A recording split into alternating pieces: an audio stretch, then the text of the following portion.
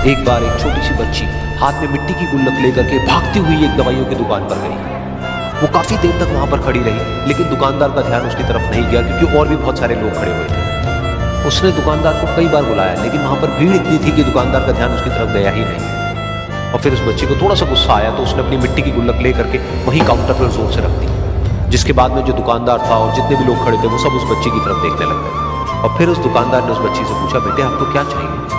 तो वो बड़े ही भोलेपन से बोली कि मुझे एक चमत्कार चाहिए। ये सुन करके दुकानदार को कुछ समझ नहीं आया, ना ही वहां पर जो लोग थे उनको कुछ समझ में आया, और सब उसकी तरफ देखने लगे। फिर दुकानदार ने बोला, बेटे चमत्कार तो यहाँ पर नहीं मिलता है। तो बच्ची को लगा कि वो उससे झूठ बोल रहा है, तो बच्ची ने कहा कि मेरी गुल्लक में बहुत पैसे हैं, आप बताओ आपको कितने पैसे चाहिए, लेकिन मैं आज यहाँ से चमत्कार लेकर के ही जाऊँ।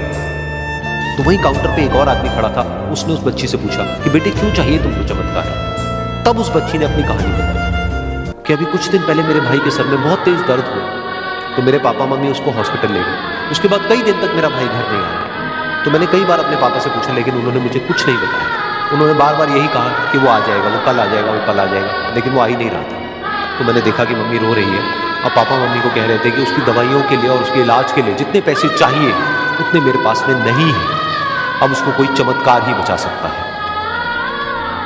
तब मुझे लगा कि अगर मेरे पापा के पास में इतने पैसे नहीं भी हैं तो क्या हुआ, मेरे पास में तो है। तो मैंने जितने भी पैसे जोड़ रखे हैं वो सारे लेकर के मैं इस दवाई की दुकान पर गया। फिर उस आदमी ने उस बच्ची से पूछा, कितने पैसे हैं तुम्हारे पास में? ये सुनते ही उस बच्ची ने अपनी गुल्लक उठाई, जमीन पर फेंकी और तोड़ दी, और पैसे गिनने लगी। बाकी सब लोग खड़े होकर के उसको देख रहे थे। थोड़ी देर बाद उसने सारे पैसे अपने हाथ में इकट्ठे किए और बोली, मेरे पास में पूरे 19 रुपए हैं। वो जो आदमी वहां पर खड़ा था वो थोड़ा सा मुस्कुराया और बोला कि अरे तुम्हारे पास में तो पूरे पैसे हैं, इतने का ही तो आता है चमत्कार। ये सुनकर के वो बच्ची बहुत खुश हो गई और बोली कि चलो मैं आपको अपने पापा से मिलवाती हूँ। बाद में पता लगा कि वो आदमी कोई आम आदमी नहीं था, बल्कि एक बहुत बड़ा न्यूरोसर्जन था, और उसने सिर्फ 19 रुपए में उसके भाई की सर्जरी करी, और कुछ ही दिन बाद वो ठीक होकर के घर वापस आ गया। फिर कुछ दिन बाद वो बच्ची, उसका भाई, उसके पापा, उसकी मम्मी चारों एक साथ बैठे हुए थे और बात कर रहे थे। तो उसकी मम्मी ने उसके पापा से पूछा कि अब तो बता दो ये चमत्कार आपने किया कैसे?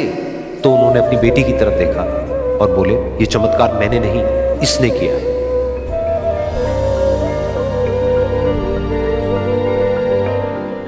तो यहां पर एक बहुत बड़ी बात है जो हम उस छोटी सी बच्ची से सीख सकते हैं कि जिंदगी में कभी कभी ऐसा होता है कि हमको कोई रास्ता नजर नहीं आ रहा होता है और हम लोग हिम्मत हार जाते हैं। तब हमारे अंदर एक बच्चा होता है जो कोशिश करने से कभी भी पीछे नहीं हटता है। वो हार मानने को तैयार नहीं होता है, क्योंकि उसको ना शब्द समझ नहीं आता। वो बच्चा जिसके लिए कुछ भी नामुमकिन नहीं है, क्योंकि वो हर हाल में कोशिश करता ही रहता है।